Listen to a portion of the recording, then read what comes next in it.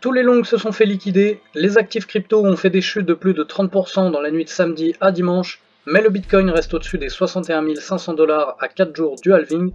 On a l'or qui enchaîne les plus hauts, et aujourd'hui je vous partage ma stratégie antifragile long terme que j'applique sur mon portefeuille.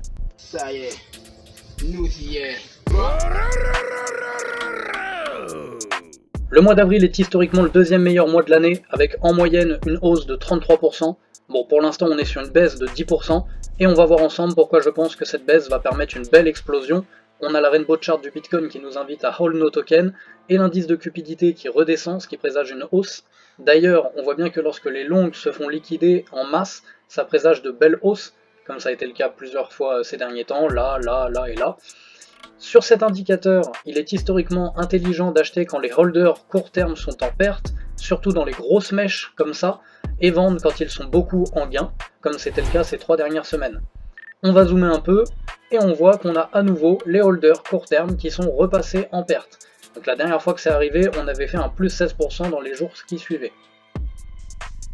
Ma stratégie pour optimiser son portefeuille régulièrement, simplement et obtenir des bénéfices même dans les périodes de chute ou de range, elle est très simple, je vous la dévoile de suite. Avant ça, je compte sur vous pour vous abonner, activer la cloche de notification et faire exploser le compteur de likes. On se retrouve sur le graphique de l'or face au Bitcoin. Donc j'ai rajouté le prix du Bitcoin et de l'or et on peut constater que depuis plusieurs semaines, il y a un range qui est défini en bas de l'écran. Et la stratégie consiste simplement à convertir vos PAXG en Bitcoin lorsque l'or arrive au niveau de cette résistance et de faire l'inverse, à savoir acheter de l'or en vendant vos Bitcoins lorsque l'or arrive au niveau de ce support.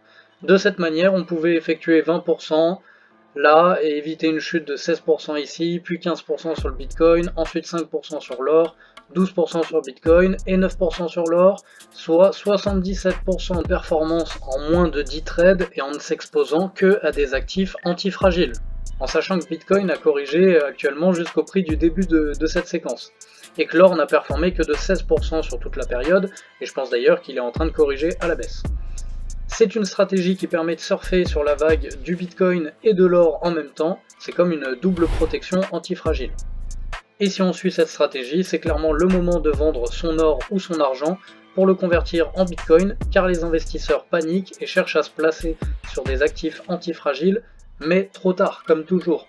Donc l'or et l'argent vont corriger, je pense, et Bitcoin va s'affirmer comme valeur refuge.